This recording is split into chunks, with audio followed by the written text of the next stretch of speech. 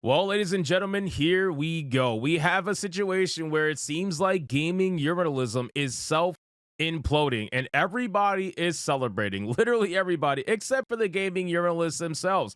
So I came across this tweet and I wanted to make a separate video about it. I know I already talked about it a little bit on Hypnocast every day, 9 p.m. Eastern, Sunday through Friday, but still, this particular post was made by good old Ethan Gack. And Ethan Gack is a journalist that works for Kotaku.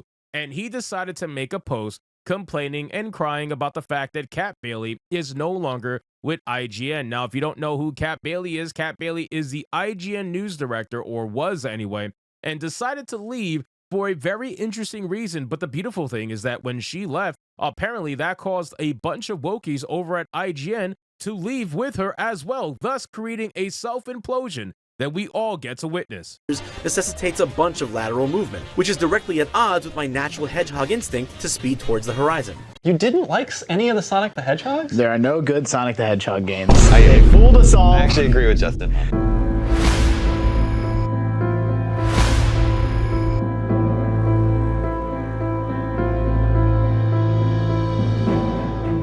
So let's get into this video, guys. But of course, before we do, if you are new here, just consider hitting that subscribe button. I would greatly appreciate it, and like the video to push us out into that YouTube algorithm. So again, guys, we got Ethan Gack, and he says IGN news director Kat Bailey is leaving today, along with an exodus of other employees following buyout offers from Ziff Davis, an incredible talent and games media veteran whose work I've loved and followed for what feels like forever. So when I saw this statement, I didn't see any article or anything talking about it, because they're not going to talk about it, right? IGN's not going to write an article about how they're self-imploding. And I haven't seen any other games media write an article so far about how IGN is self-imploding right now. Now, it was to my knowledge that I thought that Ziff Davis already owned IGN. I'm not really sure what they mean by buyout offers from Ziff Davis.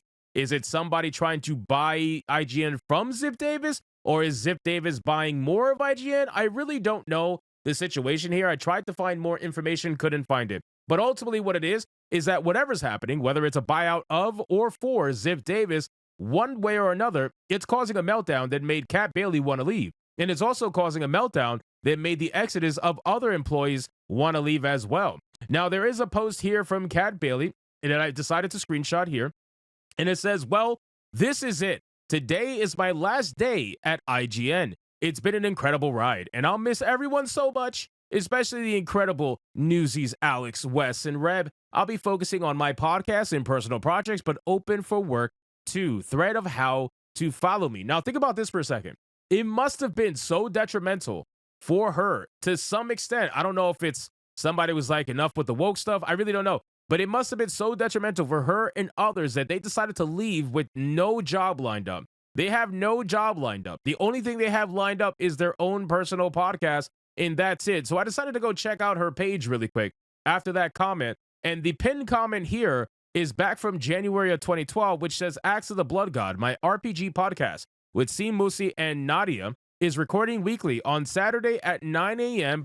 Pacific Standard on Twitch. Where to find us. Now, I always find it interesting, and she's not the only one too, but I always find it interesting how these former games journalists, the platform they choose to go to is not YouTube, it's not Twitter, it's Twitch. And I wonder why that is, especially when it's a female journalist, right? All of the female journalists tend to go to Twitch in the hopes to garner some sort of content creator career over there, because the platform is heavily in their favor. That's why they go to Twitch. They don't go to YouTube because YouTube doesn't care for the most part. YouTube, yeah, it auto self-censors, but for the most part, doesn't really care. Twitch is full of Sim City. Twitch will absolutely be on the side of a former gaming journalist that's a female. No doubt about it. And if they ever need something out of Twitch, they'll get it, right? If anything ever bad happens to them or they get accused of something, Twitch will ignore it. So Twitch is on their side, which is why they try to build a platform over on Twitch, when for all intents and purposes, you should really be trying to build that platform on YouTube and Rumble. But they never use those platforms. They only use Twitch because it's in their favor. So I decided, fuck it, let me check out their podcast. Why not? I don't use Twitch, but let me check it out, right? So I looked at their podcast, and it's got 1,300 followers.